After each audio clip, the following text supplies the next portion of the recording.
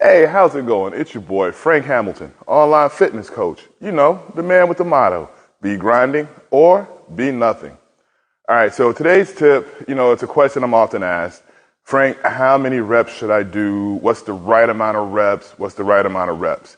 All right, so first things first, when it comes to my clients, I teach or I have a theory on exactly what a rep is. And a rep is the stretch and contraction of the primary muscle you're working along its full range of motion, right? Now, understanding that when most novice or beginners start working out, they don't really have that full understanding of what a rep is, and they're not fully able to engage the mind-muscle connection and keep the tension constant. Frank, what the hell are you talking about? All right, so how you stimulate the muscle fibers, and I always point to my arm because like the most easiest muscle to use as an example is going to be the biceps. All right, so let's say you have your bicep muscle fibers. You have two separate heads of the biceps. Those muscle fibers are vertical, and so the tension of the muscle on the contraction, or let's say a curl, would be how much you're able to engage these muscle fibers in the bicep to do a concentric or shortening contraction to force all of this up, including that added resistance, whether it be a band, dumbbell, barbell, whatever. But it's all based on the contraction of the muscle that you're using.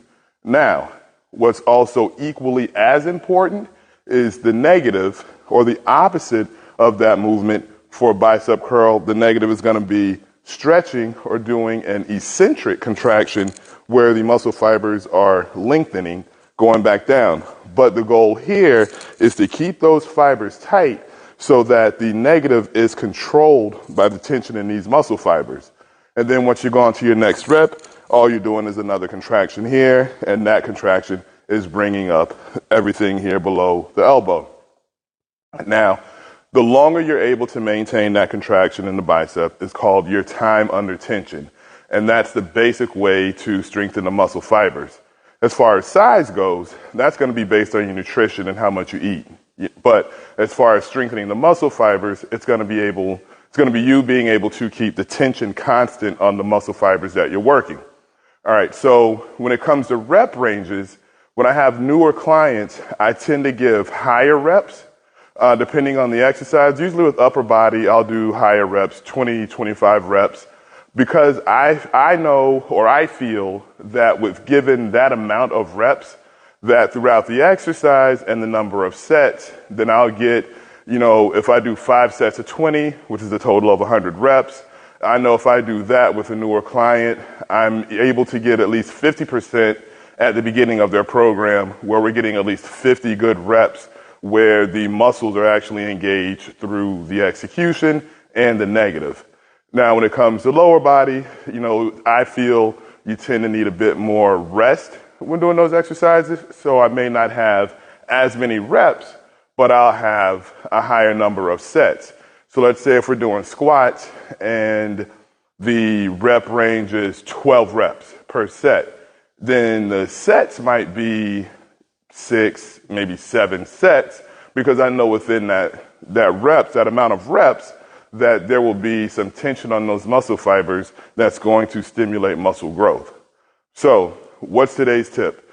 It's going to be in regards to your rep range, and understand if you don't fully get the grasp of the mind-muscle connection and how to increase the tension on the muscle fibers, then what you want to do is have higher rep ranges. If you have an understanding of what's going on, then you can go lower rep ranges, maybe more sets to guarantee that you're getting good quality reps. If you have any questions along the lines of this or any other questions whatsoever, it's Frank, online fitness coach. The man with the motto, be grinding or be nothing.